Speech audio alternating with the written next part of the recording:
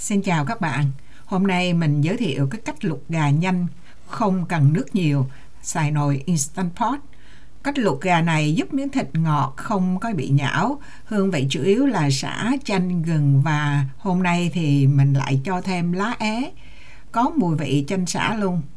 Gà sẽ được xé phay, trộn muối tiêu, rau răm, ăn với xôi. Xôi thì mình nấu nồi cơm điện, không cần ngâm nếp, nấu nhanh, gọn lẹ. Bây giờ mình mời các bạn theo dõi cái cách của mình làm. Mình mua một con gà tơ, không biết mái hay là trống nữa, vì họ chặt đầu rồi, 5 bao. Rồi nó gọi là gà đi bộ hữu cơ, mình dịch vậy, không biết có đúng hay không. Thì mình sẽ có chanh, sả, quan trọng là mình có củ hành.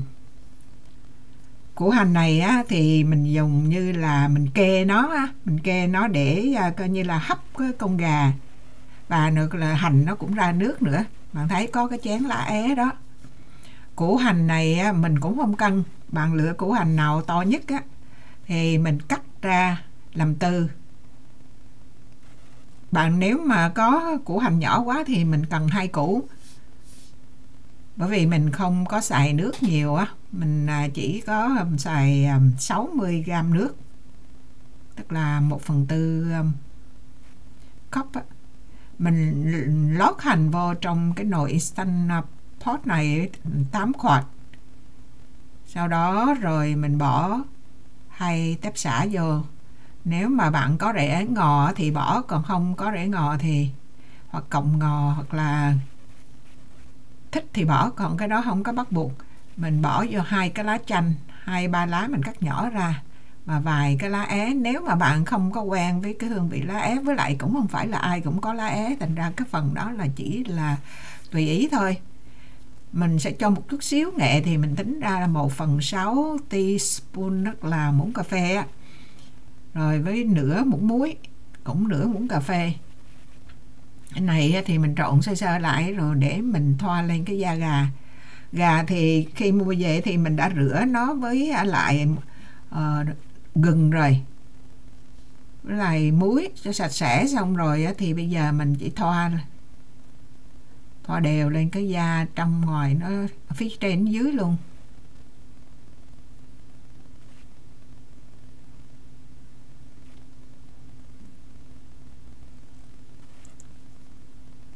Phía trong thì mình bỏ gừng vô, một củ gừng cỡ bằng ngón tay á, mình cho vô một nửa ở trong bụng, rồi một nửa lát mình để ở ngoài. Rồi như vậy là đơn giản vậy thôi. Trong nồi thì mình đã lót như hồi nãy rồi. Bây giờ mình để nó vô, con gà vô thì mình để cái lưng nó xay lên trên, vì cái phần ức á, thịt nhiều, nó cần chín hơn thì mình cho nó xay xuống. Mình đổ vô 1/4 cốc nước. 1/4 này là cỡ 4 muỗng canh á. Gừng còn dư thì mình bỏ lên phía trên. Rồi bây giờ mình dặn cái này gọi là cái nút xả hơi á, bây giờ mình vặn khóa lại. Rồi mình sẽ nấu nó 7 phút. Mình bấm là more ha, high pressure là có sẵn. Khi bạn bấm cái nút mà nấu gà, mình chọn 7 phút. Rồi để ý chỗ này, bạn thấy chữ burn không, là cháy á, nó báo hiệu như vậy, là đừng có hoảng hốt. Và bởi vì mình đổ có 1/4 nước, 1/4 cốc nước ít đấy, chưa ấy, nhưng mà nó chỉ hiện lên một chút xíu thôi, là hành nó sẽ ra nước, rồi gà nó cũng ra nước. Lát bạn coi, tuy mình không có đổ nước, nhưng mà không đổ nước nhiều, nhưng mà lát nó cũng ra. Thành ra bây giờ nó tiếp tục lại bình thường, nó hiện ra vài giây thôi.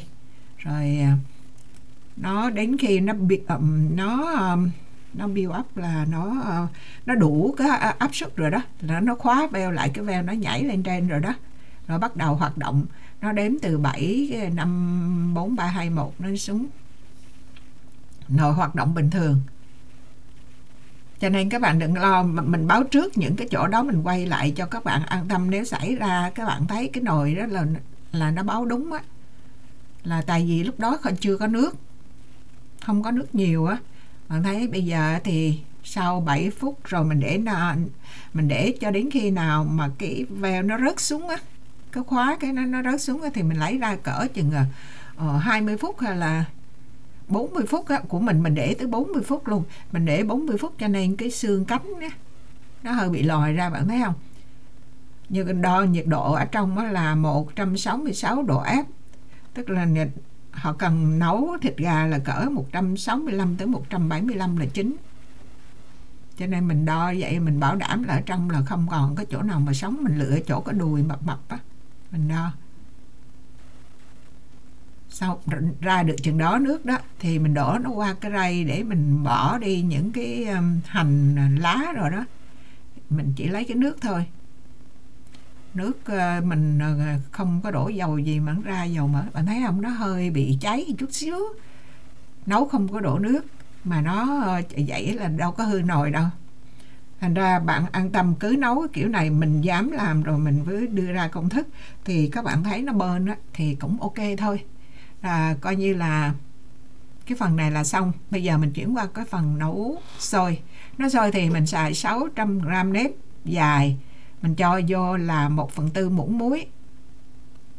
Nước thì mình đổ vô là cái 3 cấp nước gà ra đó. Nếu mà không đủ á thì các bạn đổ thêm nước cốt gà có sẵn hay là nước lạnh cũng được. Mình đổ thêm nước lạnh vô. Tại vì một con gà nó ra nước ngọt dữ lắm rồi. Cho đủ 3 cấp. Còn nếu mà bạn thấy dồn cái mực nước á, nếp mình không ngâm cho nên nó trên mực nếp là cỡ một lóng, hơn nửa lóng tay chút, gần một lóng tay á, là ok. Tùy theo các bạn muốn ăn nhão hay là ăn khô. Mình cho vô 1/4 muỗng muối rồi mình khuấy nhẹ nhẹ nó chút xíu. Cái màu mình không biết sao mà ra cái màu không phải màu vàng mà màu gì mà nó chắc là từ cái lá quế, cái lá é. Rồi mình nấu nhắm cái hơi nó hết bốc hơi lên, nó là mình thấy là cạn ở trong nước rồi thì mình mở nắp ra, mình trộn cho ở phần dưới cho nó sôi, nó đỡ bị nhão á. Tại vì nếp mình không ngâm, mình sợ là nước nó hút vô cái rồi ở dưới thì nhão, ở trên khô, thành ra mình chịu khó mình trộn chút. Xong rồi trong khi mà chờ sôi chín á thì mình qua mình xé gà. Trước khi xé gà thì mình trộn mình có rau răm á, cỡ 2 chén. Hành phi mình có 1 muỗng canh. Mình dùng nửa trái chanh. Rồi 1 cái trái ớt đỏ mình cắt ra, nửa muỗng tiêu. Rồi bột nấm của mình á, cái bột nấm này mình mua mình nấu chay á, thành ra mình xài chứ mình ít khi xài mấy cái này á. Cho vô nửa muỗng cà phê muối bột nữa luôn.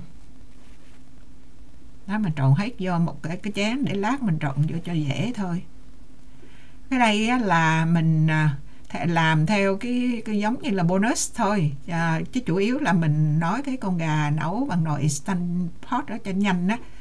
Nhưng mà nó có video ngắn thì mình thêm cái phần nấu sôi này với lại xé gà phay. Chứ bạn gà mình nấu kiểu đó xong bạn có thể ăn miếng, ăn nấu miếng, ăn chặt miếng rồi, hay là nó bất cứ gì, không có bắt buộc là phải theo cái công thức gà xé phay này. Thì mình cũng có rất nhiều ở trên kênh của mình rồi.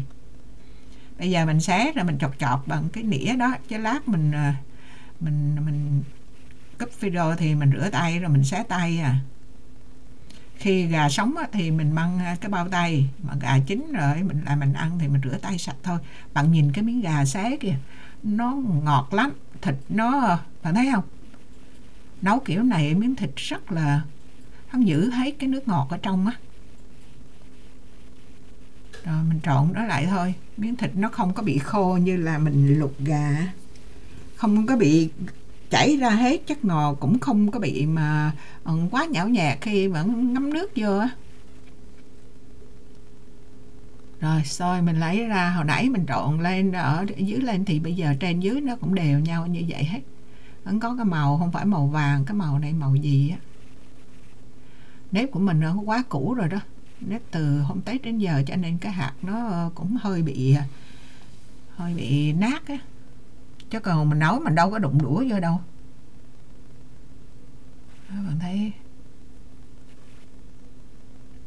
nếu mà các bạn muốn béo muốn gì mà mình nó không có thích, bạn có thể nấu bằng nước dừa, đổ thêm vô cái phần mà nước thiếu á. Tại vì 3 cốc nước thì gà mình nấu mình đổ vô có 1/4 cốc, rồi sau đó nước gà chảy ra thì khoảng 2 cốc thiếu 1 cốc thì đổ thêm. Bạn có muốn nước dừa hay gì bạn nấu thêm, còn mình thì chỉ có vậy thôi. Bây giờ ra dĩa ăn đơn giản. Đây là cái món mà gọi là ăn đánh nhanh rút lẹ đó, thành ra mình tìm cái cách nào mà nấu nhanh đó, nấu bằng cái Instant Pot 7 phút, xong mình để từ 25 tới 40 phút tùy các bạn. Mình cũng chưa chắc, bởi vì mình để 40 phút mà nó rách cái cánh luôn á, thành ra bạn có thể để ít hơn, nhưng mà mình chưa thử cho nên mình không có biết. Mình chỉ chắc chắn là 40 phút là nó chín đó. Rồi, chỉ có vậy thôi. Mình chia sẻ với các bạn cái cách mà luộc. Lần đầu tiên mình luộc gà ít nước trong cái nồi Instant Pot và thành công. Mình chia sẻ đến với các bạn. Cảm ơn các bạn đã theo dõi. Hẹn gặp lại các bạn trong những video kế tiếp. Bye bye.